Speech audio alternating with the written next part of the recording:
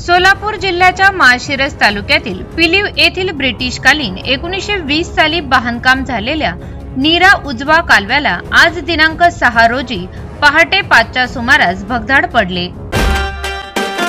मुख्य पंढरपूर शहरात मोक्याच्या ठिकाणी जागा विकत घ्यायची मग तुमच्यासाठी आहे खुशखबर। पंढरपूर शहरातील हनुमान मैदान, जय भवानी चौक येथे मुख्य चौकातील रोड टच जागा त्वरित विकणे आहे। 550 स्क्वेअर फूट जागेत दुमजली आरसीसी बांधकाम, खालच्या मजल्यावर एक हॉल आणि ज्वेलरीचे तयार शोरूम, अत्याधुनिक फर्निचर, 5 फुटी तिजोरी सीसीटीव्ही सह, वरच्या मजल्यावर एक हॉल व एक रूम, योग्य किमतीत त्वरित विकणे आहे। अधिक माहितीसाठी संपर्क 87 88 12 93 91। 8 मोरी जवळील दक्षिणेकडील भिंतीचे 2007 ते 8 च्या दरम्यान ठेकेदाराने एका भिंतीचे काम अपूर्ण ठेवून बांधकाम केले नव्हते। त्याच भिंतीला भगदाड पडले आहे। त्यामुळे ऐन उन्हाळ्यात लाखो लिटर पाणी वाया गेल्याने शेतीसह पिण्याच्या पाण्याचा प्रश्न गंभीर होण्याची शक्यता आहे। भळ बुजविण्याचा अधिकाऱ्यांकडून 2 दिवस आटोकाट प्रयत्न सुरू होता। सिमेंट फिक्सेट व इतर साहित्य वापरून बुजविले होते, मात्र आज पहाटे भिंत पाण्याच्या दाबामुळे खचून कोसळली। यामुळे लाखो लिटर पाणी ओढ्यात वाहून गेले आहे। पाणी जिंजेवस्ती, माळोली, शेंडी चिंच पर्यंत ओढ्यात लाखो लिटर पाणी वाहून गेले आहे।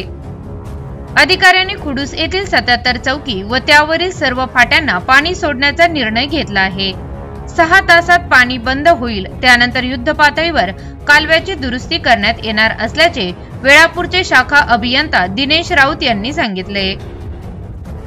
फलटणचे कार्यकारी अभियंता शिवाजी जाधव यांनी घटनास्थळी भेट देऊन अधिकाऱ्यांना सूचना दिल्या। प्रांत अधिकारी, तहसीलदार, संबंधित गावचे तलाठी, ग्रामसेवक यांना सूचना देण्यात आल्या आहेत। ओढ्यालगतच्या नागरिकांना सतर्क राहण्याचा इशारा दिला आहे। सांगोला, पंढरपूर, मंगळवेढा तालुक्यातील पाण्यापासून वंचित असणाऱ्या शेतकऱ्यांना पाणी देण्याचा प्रयत्न केला जाईल, असे दिनेश राऊत यांनी सांगितले।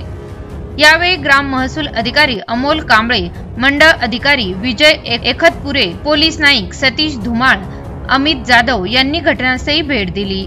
नीरा उजवा कालवा फुटीबाबत वेगवेगळे तर्क वितर्क लावले जात आहेत, मात्र या ठिकाणी 2007-8 मध्ये 8 मोरीच्या मजबूतीकरण काम करताना ठेकेदाराने दक्षिण बाजूच्या भिंतीचे काम न केल्यामुळे ही घटना घडली आहे।